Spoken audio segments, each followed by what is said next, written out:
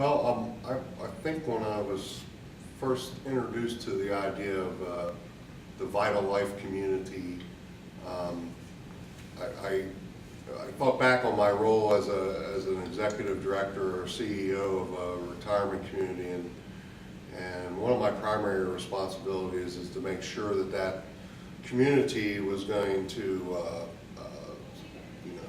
survive, grow, as a facility, be around for the next 10, 15, 20 years. And looking out globally, which is also part of mine, to be able to look ahead into the future and how is I going to make that happen, how is I going to be responsible to the board and the residents that were living there, the staff that work there, and still be able to ensure that that community was going to be around, like I said, in another 10 or 15 years. I thought about all the growing demographics of the elders and the kind of changing needs, and what was going to make those people want to come and live here, because we all know as CEOs and EDs that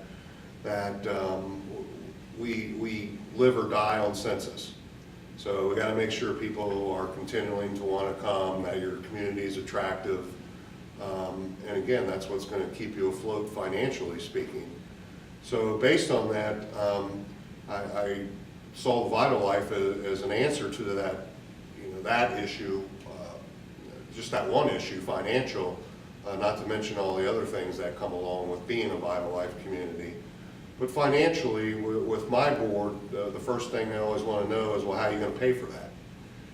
And so when I approached them initially with the idea, I just didn't come out with it and throw it at them. I mean, I started feeding them tidbits. First, you start feeding them a little demographics, the global, the national scene first. You show them how the population of seniors is growing, the age groups, just feeding them little tidbits. Then you bring it home closer to the community that you're in, and you show how not only is this a national type of trend, but here locally in our community, we're seeing the same type of demographic shift. And so what are we going to do about that? And you kind of throw the question to them, while at the same time you're feeding them tidbits. And you say, well, one of these things that I came upon that I think could be a real possibility here is this idea of creating a Vital Life community.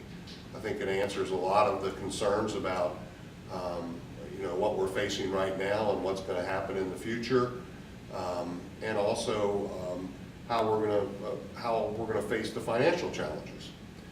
And at that point, bringing in the info that I had gathered from the Vital Life, which was quite a few years ago, there's actually a lot more resources available now that are there, but bringing that in and sharing it with them, letting them look at it, whether you do that through your strategic planning committee of the board or whether you just do it the board as a whole.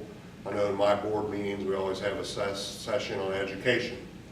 So I use that opportunity to share this whole concept of Vital Life.